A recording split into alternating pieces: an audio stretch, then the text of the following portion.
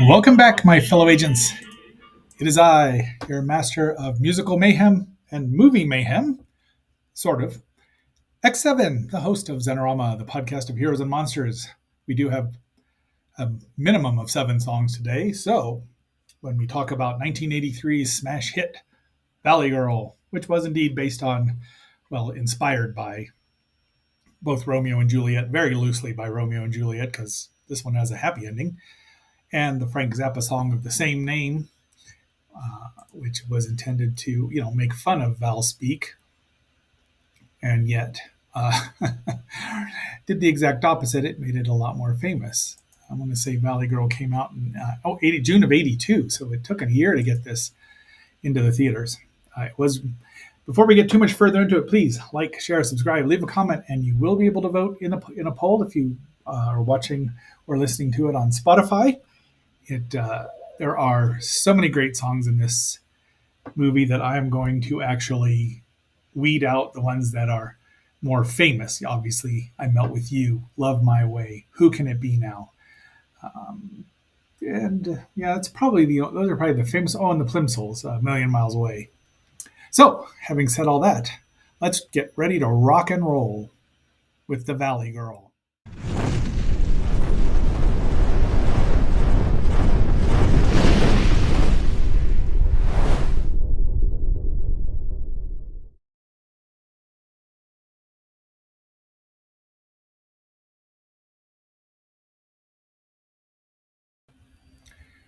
This shouldn't take too long. The review, the movie's 100 minutes.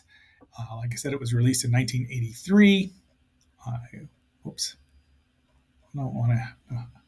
And I didn't see it till maybe a couple years later, April 29th, 1983. And it says it runs 99 minutes, but that's close enough to 100 that it won't matter. We all know who the stars are, and at least we should. The movie is some 42 years old now. Wow. I did rent it a lot after we saw it, and it was on television quite a bit, but I have not seen it in probably 10 or 15 or 20 years, because it's just, one of those things that isn't as popular as it used to be, and has come under some scrutiny due to our hero's kind of stalkerish behavior. But it was 40 years ago. We know better now. So we start out with a helicopter shot, probably flying over Hollywood, and here's a little bit from the trailer. Oh, baby, how could you? For sure, Cody. Besides, it's totally gnarly birth control. I really can't stand it. Okay, so he's awesome. Anyway, man, the first time I remember watching this, the Val speak was over the top.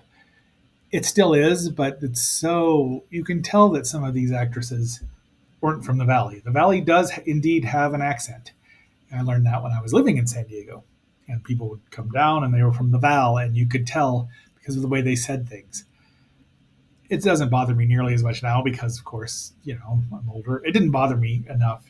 They kind of taper it off during the movie because they know it had to get old. I did put Elizabeth Daily here because, she would later be a phenomenal voice actress. And also, she starred in Pee-wee's Big Adventure as Dottie. I like you, Dottie. Like. And Nicolas Cage and Deborah Foreman are stars, and then a bunch of other people are in this, and lots of and a couple of musicians. Well, one band and one performer and one fake band. And then we've got Richard Sanders making a cameo, and he steals the show. So it's always nice to see Les Nessman and Richard. He's a very funny man, very funny, great writer. And so they started off with the montage of the girls shopping, just spending their parents' money. They're all in high school, possibly seniors. We're never quite told, but one would hope. So, look, if people got the numbers on here, look at these. It's just so funny to think they didn't get run automatically. You could go over your credit limit. There's Elizabeth being adorable, and directed by Martha Coolidge, who did many other things as well. And here's her 4 pseudo friends. Well, actually, only one. Well, they're just kids, so they're dumb. Just and the boys are dumber. And there's Tommy. And Tommy there is played by Michael Bowen, who I thought actually was somebody else. I thought he was Johnny from the Karate Kid, and because he does some karate here. But other than that, I don't know. Oh, I've seen him in Night of the Comet. Yeah, maybe Forbidden World from 1982. I think so, but I don't remember anymore. If that there are a bunch of them. Wow, he's in a lot of stuff. So Beverly Hills Cop 3, which I don't remember seeing. I saw the first two. Oh, I've seen Kill Bill 1 and 2 once. We'll know that I'm desperate for content when I put those on Shaolin Saturday. Yeah, but he just kept working, so good on him. Anyway, so that's Julie because they couldn't think of anything else to call her. And she dumps him because he's a jerk. And now they're all at the beach. This is an excuse to get the girls. There's five of them here now, and I don't know who the fourth one is. Doesn't matter. So while they're getting some drinks, Fred there is listening to the girls talk about a rager, which is, what they didn't call it, totally awesome party. And now they're all ogling one very young 19-year-old Nicolas Cage as Randy, because Randy and Julie instead of Romeo and Juliet, right? And he's seen Julie and is like, whoa, dude. Unbeknownst to him, that's where the party is that Fred's telling him about right now. Fred comes across as pretty goofy at first, but that's Cameron Dye, who was in The Last Starfighter and other things. But he's actually smarter than Randy. Deborah Foreman there was, I think, 3 or 4 years older than Nicolas Cage. At the time, let me look here. She was born in, well, she's six, well, that says, she's born in 1962, so she'd be probably, close to 62. So, because this is, Nicolas Cage was born in 64. Oh, early 64, no wonder. Okay, so they weren't that far apart, but they did date while the movie was on, apparently, or being made. So they're getting ready to go to this party, this rager. There's Deborah's or Julie's hippie parents, Sarah and Steve, and they run a health food store or shop or restaurant or something. And this is the guy she kind of likes, and he just blows her off. While I believe the Fanatic is playing or something. There's the guys drinking up a storm, and there's Skip, who is, I want to say, that is Susie's love interest. Also, Susie's mom's love interest, who was played by, does that even have it? Maybe Tina Thurberge? I don't know. But that's the dad back there. And she's now what would be called a cougar. And if this kid's, 17 or 16 or 17, she could be in big trouble. So good old Tommy corners Lauren is her name, and then starts making out with her because he's drunk and he's trying to hurt Julie and hurt her. And there's some sushi, which looks pretty good to me. See, we do see some skin in here. I think it was a PG-rated movie, but there's enough skin, at least half-naked women, like three of them. And they're having this discussion, and Susie's like, "What's my mom doing here?" Unfortunately, this guy Tommy doesn't like Randy talking to Julie and punches him, sucker punches him, and then has his friends hold him up and hold Randy up and beat him up. So we hate him. There's some salty language here from Randy where he says, fudge you and fudge off. And Fred also tells him to kiss his ash, but Julie's not done looking at him because there's something there, right? And so he goes back. They're like, and Fred says, do you have a death wish or something? So he hides in the bathroom and sees all this going on, smoking a little of the devil's lettuce. And I think looks like they're doing a little nose candy back there. And these are teenagers, remember? Rich teenagers. And then finally, after a whole bunch of stuff happens, he's hiding in the bathtub that nobody looks in or hears him or sees him, and he never has to use the toilet or anything. Julie comes in. And then she says the exact same thing. So she drags along. That is Stacy, played by Holly Holliker, and that's all we've got on her. And she whines and whines and whines the whole time. But they go down to Hollywood, and there they go to the club where the Plimsolls are playing. Your humble agent has seen the Plimsolls.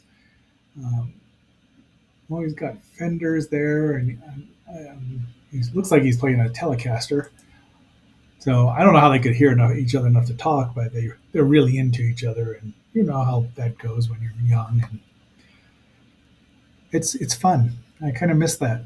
Too bad I'm old and bitter and wizened now.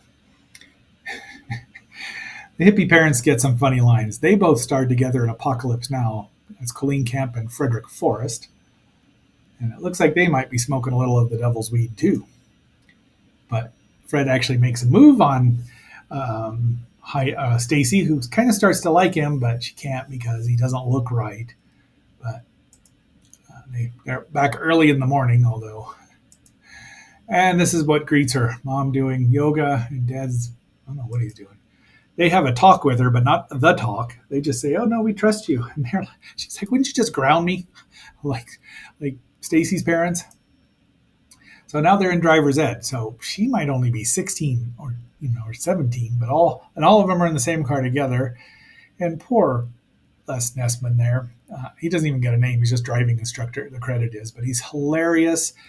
And there's just a scene where she keeps looking around to talk to everybody, and he jumps out of the car. He's like, "We're done." And they've run over a bunch of stuff, and he fails them because they didn't talk about hog futures. Now Skip shows up and Samantha's there, but she says there's a time and a place to do everything because now, you know, um, Susie's coming back. So off he goes. He goes home with a set of blue wheels. Yeah, that's what they are. And here's the health food store and restaurant. They must make some pretty good money if they can keep Julie in, credit cards buying everything. Randy shows up, so she's embarrassed, but he's like, "I don't know. It sounds like a great place." So it was probably shot in a real store, for all I know. That was a real place, and that's where they hang out. And there's a bunch of scenes where they're together, back and forth. The montage, the Encino Bowl. There's no Encino Man here, at least. Actually, Brendan Fraser's all right. What's his guts? I'm glad he's not around.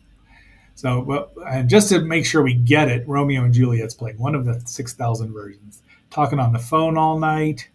He's on a payphone pumping quarters in, I guess, because he's in Hollywood, and that's further away from the valley. It's probably a long distance call, but maybe if she called him, And unfortunately, good old Skip or Tommy sees them having a good time. Now, Nicholas, he doesn't really look like he's a punk.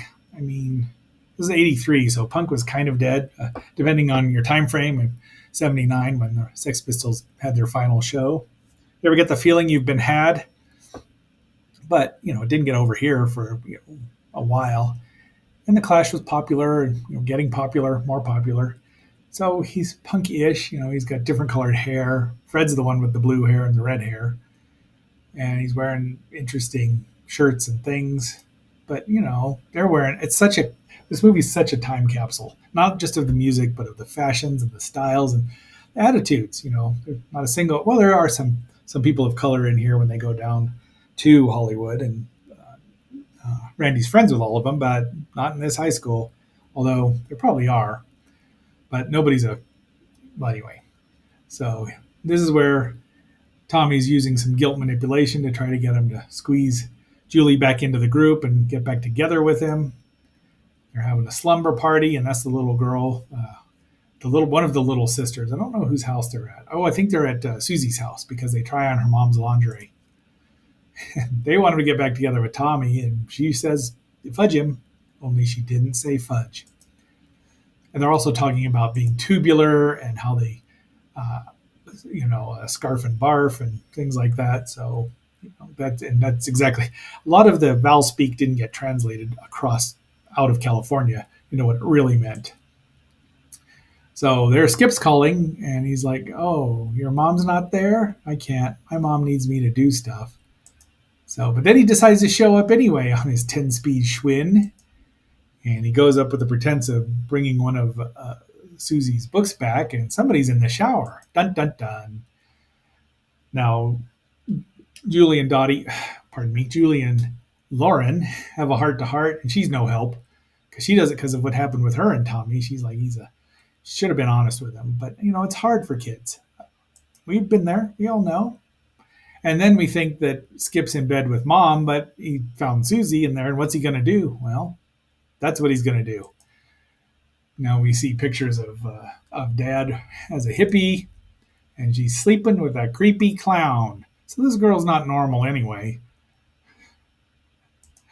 And then she decides to dump Randy, but hasn't told him yet. So Skip shows up. He gives her his ID bracelet. Geez, you might as well have just branded her. But Dottie's not pleased with him. And she's trying to talk herself, but he scarfs up her food, and then they break up, or she dumps Randy. There's a difference between them breaking up as a couple and her dumping him. So, yeah, he makes fun of her and goes off and gets drunks. We get to see the what did I just say? The Plimsolls again. They're open for men at work. Valley Girl. She's out there somewhere. This is the story of a boy from Hollywood who never dreamed the girl he'd want most was down here. So, yeah. The trailer doesn't promise too much stuff, but it delivers.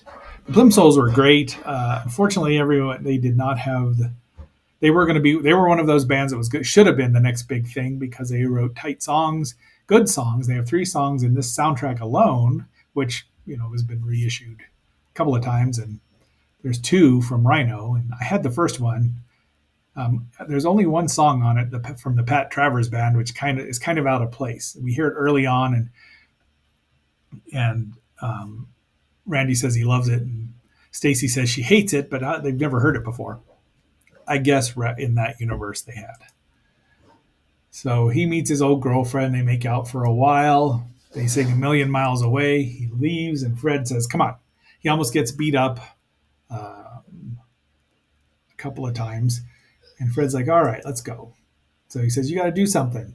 So he starts kind of subtly stalking her, even though he's not being too subtle about it. He keeps showing up and letting her know it's him. And she's, didn't fall out of love with him, but he dedicates a song to her. I don't know if that's Eyes of a Stranger by the Payolas or what, but somehow he gets into her books and gets jobs where he knows where she's going. So it's a little bit too much maybe, but it's all right. I didn't know this movie was 3D. No, but your face is. And he shows up at I think he's just going in there and impersonating people. He ends up spitting his gum down into Skip's lap and punching him while he tries to get it back. And Julie's laughing. She knows it's him. She knows why. And Fred says he has a plan because obviously this stuff isn't working. They're still going to the prom at the athletic. I don't even know if that's. Oh yeah, they're putting stuff together. This is where Lauren tells, I think that's Stacy, that he's got a room at a fancy Dan hotel after prom. Dad is worried about prom, or not worried, but he's uptight, so he has another hit of the ganja. And look at those outfits. That's pretty bold for Tommy to wear pink. Tommy. And yeah, it's a hippie, isn't it, Neil? They're hippies. But Explains it. What? Well, everyone is dressed weird. See, if I had been invited, I would have known this was a costume party. There's some really good lines in this movie. So, all right. And now they're introducing Josie and they called her band, Josie Cotton and the Reformers or something, which is great. Oh, so it was, yeah. Now, Who Can It Be Now? This is from a Blu-ray because Who Can It Be Now was back to match the theatrical release. So there she is, and I really like Josie Cotton a lot. I love her music. She's done covers of The Green Slime and Get Off the Road from She Devils on Wheels. It's not as good as the Cramps version, but it's fun. So they get there, and Fred's plan is, I got you here. See, yeah, there's a I don't know the one of the couple of the teachers are looking for cups. The Tommy and his pals are spiking the punch,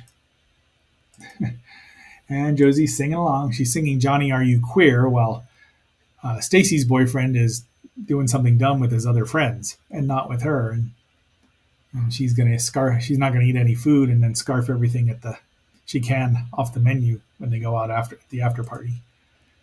So finally, they're like, "All right, we're gonna play it by ear. We're gonna wing it." And this is another great line. Let's crush that fly. So yeah, there he shows up and he says, "I'm going to give you the chance you didn't give me," and punches him, and they have a fight. And Tommy, the teacher's prattling on about wanting to be the prom queen, but couldn't. So he's in his karate pose, but he has no unagi. And again, he should have swept the leg. And the band, the fake band, they're just actors pretending. They do a pretty good job pretending to be playing, but it's lip synced. And he finally just should have swept. And Randy lays him out while they're singing "Johnny, Are You Queer?" They run down and food fight. So, and Fred helps him out here, and they're off. And they know, look, they get in the limousine because Tommy can rent a limousine. They take him out there. They're going to that fancy hotel, though. I think that Tommy would have known if they went there because he reserved it. They're not going to have the money, but things were different in the '80s. You could do that, I suppose. But wouldn't he have just gone down there to beat him up? I mean, they wouldn't have had to open the door, and it would have been all on Tommy to have to repair everything. But there's a little bit of a flaw here. But Melt with You is now playing, and Julie throws his stupid ID bracelet out. And that's the end of the movie. Sherman Oaks Galleria, where your humble agent has been. And that's probably Highway 101, the Hollywood Freeway, but I couldn't tell you for sure because it's dark. And finally, Fred consoles Stacy. And one would hope that Fred gets the girl too, because he was a good friend. He didn't manage to get beat up at all. He was a smart friend. Then we have there's your cast, driver's ed teacher, Richard Sanders. And here's the Plimsolls. There's their 3 songs. And there's Josie Cotton and her 3 songs. And oops, did I not take that out? I did not. Now, that does not look like Deborah Foreman at all. I don't know what they were thinking, but that does look like Nicolas Cage. And that is our show. Our episode for today with our 7 songs. I hope you've enjoyed it.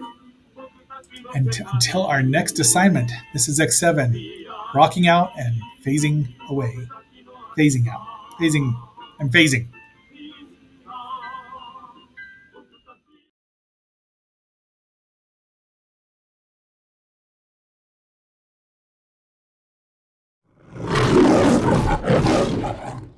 Ow, gag me! How could you? For sure, Cody. Besides, it's totally gnarly birth control.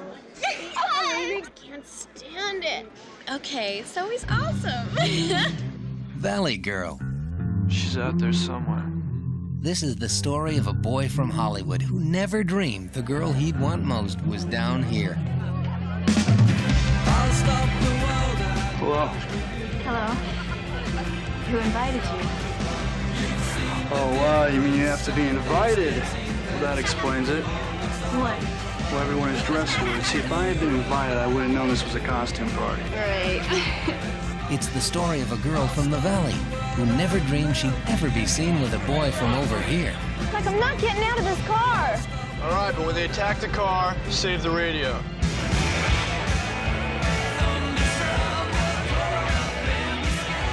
So when can I see you again? I'm here with you now. I know. This is the story of Randy and Julie, the way they come together, and the people who try to pull them apart. Like, don't you think they have parties over there? Oh, where? At the zoo? This geek that she's with could scar her for life. God. Life? If you think she's confused, You should see her father. I'm together now. Be right there.